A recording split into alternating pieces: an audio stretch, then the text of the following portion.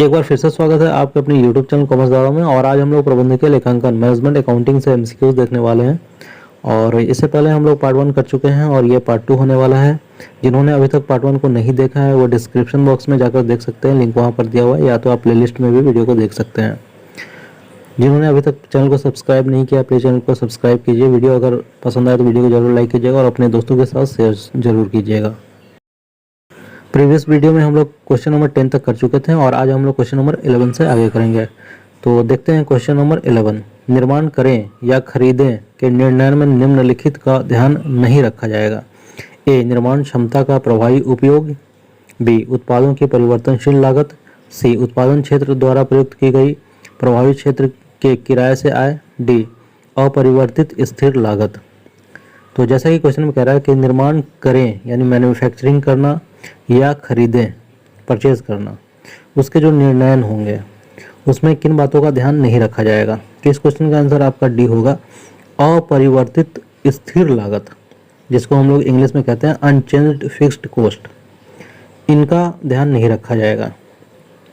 अपरिवर्तित स्थिर लागत का आशय उस लागत की राशि से है जिस पर उत्पादन की मात्रा के घटने या बढ़ने का कोई प्रभाव नहीं पड़ता है। ठीक है, उत्पादन के मात्रा के घटने या बढ़ने पर भी वो क्या रहता है, स्थिर रहता है। तो इस क्वेश्चन का आंसर आपका डी होगा, अपरिवर्तित स्थिर लागत। क्वेश्चन नंबर 12 देखेंगे। व्यवसाय का अर्थ है वाणिज्य, उद्योग एवं वाणिज्य, व्यापार एवं वाणिज्य, वस्तुओं का क्रय तथा विक्रय। तो जैसा कि क्वेश्चन में कह रहा है कि व्यवसाय का अर्थ है, तो इस क्वेश्चन का आंसर आपका बी होगा, उद्योग एवं वाणिज्य। क्वेश्चन नंबर 13 देखेंगे। प्रबंधकीय लेखांकन निम्न में से किससे संबंधित है। लेखांकन आंकड़ों का प्रस्तुतिकरण, लेखांकन आंकड़ों को लिपिबद्ध करना, लागत आंकड़ों को लिपिबद्ध करना, इनमें से सभी। जैसा कि क्वेश्चन में कह रहा है कि प्रबंधकीय लेखांकन यानी मैनेजमेंट अकाउंटिंग निम्न में से किससे संबंधित है। तो देखिए, लेखांकन आंकड़ों का प्रस्तुतिकरण, लेखांकन आंकड़ों को लिपिबद्ध करना, लागत आंकड़ों को लिपिबद्ध करना, डी में दिया इनमें से सभी। तो इस क्वेश्चन का आंसर आपका डी होगा, इनमें से सभी। क्वेश्चन नंबर 14 देखेंगे। क्षैतिज विश्लेषण के रूप में जाना जाता है। ए, गत्यात्मक विश्लेषण। बी, संरचनात्मक विश्लेषण। सी, स्थैतिक विश्लेषण। डी, इनमें से कोई नहीं। तो देखिए, तुलनात्मक वित्तीय विवरण विश्लेषण करने के लिए क्षैतिज विश्लेषण हॉरिजॉन्टल एनालिसिस मेथड का प्रयोग किया जाता है और इसे हम लोग गत्यात्मक विश्लेषण या डायनेमिक एनालिसिस के नाम से भी जानते हैं। ठीक है, इस मेथड के अंतर्गत एक से अधिक वर्षों के वित्तीय विवरणों का विश्लेषण किया जाता है। तो इस क्वेश्चन का आंसर आपका ये होगा, गत्यात्मक विश्लेषण। क्वेश्चन नंबर 15 देखेंगे। आपको निम्नलिखित मदें दी गई हैं। देनदार, प्राप्त विपत्र, विनियोग, अर्जित किंतु अप्राप्त ब्याज। तरलता के क्रम में निम्नलिखित में से कौन सी व्यवस्था सही है। ठीक है, तो देखिए ऑप्शन में दिया हुआ है A B A D C, B का है A B C D, C का C B D A, D का डी ए बी सी। इस क्वेश्चन का आंसर आपका सी होगा, सी बी डी ए। देखिए, सी में जो है विनियोग दिया हुआ है, बी में प्राप्त विपत्र है और डी में दिया हुआ है अर्जित किंतु अप्राप्त ब्याज और ए में है देनदार। तो इस क्वेश्चन का आंसर आपका सी होगा। क्वेश्चन नंबर 16 देखेंगे। निम्नलिखित कथनों को पढ़िए और नीचे दिए गए कूट के अनुसार अपना उत्तर दीजिए। निवेश पर प्रत्यय की गणना अंतिम लेखे बनाने की प्रक्रिया के एक अंग के रूप में की जाती है। व्यापार लेखा बनाकर लाभ निश्चित करने के लिए स्टॉक मूल्यांकन करना आवश्यक है। एक कंपनी के अंकेक्षण के लिए कार्यकरण अंकेक्षण एक वैधानिक आवश्यकता है। गार्नर बनाम मर्रे मामले का संबंध साझेदारी फर्म के किसी साझेदार के दिवालिया हो जाने पर हिसाब किताब तय करने से है। ए 1 और 4 सही है, बी 2 और 4 सही है, सी 3 और 4 सही है, डी 1 और 3 सही है। तो जैसा कि क्वेश्चन में दिया हुआ है, निम्नलिखित कथनों को पढ़िए और नीचे दिए गए कूट के अनुसार अपना उत्तर दीजिए। तो इस क्वेश्चन का आंसर आपका होगा बी 2 और 4 सही है।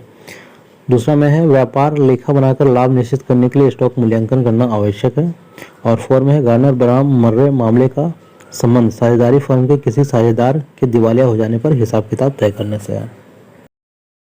क्वेश्चन नंबर 17 देखेंगे, प्रबंधकीय लेखांकन है लेखा बनाना, लेखा का प्रबंध, लेखांकन सूचना का प्रस्तुतिकरण, लेखा का वर्गीकरण। तो मैनेजमेंट अकाउंटिंग है। इस क्वेश्चन का आंसर आपका सी होगा, लेखांकन सूचना का प्रस्तुतिकरण।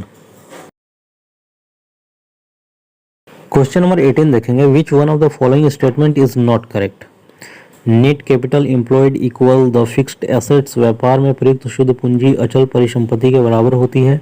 B, expenses ratios reflect the profit earning capacity of the concern, व्ययों के अनुपात संस्था की लाभार्जन क्षमता को परिलक्षित करते हैं। C, low sales in relation to fixed assets means underutilisation of fixed assets, अचल परिसंपत्ति की तुलना में बिक्री कम होने का अर्थ है अचल परिसंपत्ति का न्यून उपयोग। D, the analysis for short term solvency of the company attempts to focus attention on the cash generation power of the company, company की अल्पकालिक शोधन क्षमता का विश्लेषण कंपनी की रोकड़ प्राप्त करने की शक्ति पर ध्यान केंद्रित करने का प्रयास है। जैसा कि क्वेश्चन में दिया है, which one of the following statements is not correct, इनमें से कौन सा स्टेटमेंट जो है वो करेक्ट नहीं है।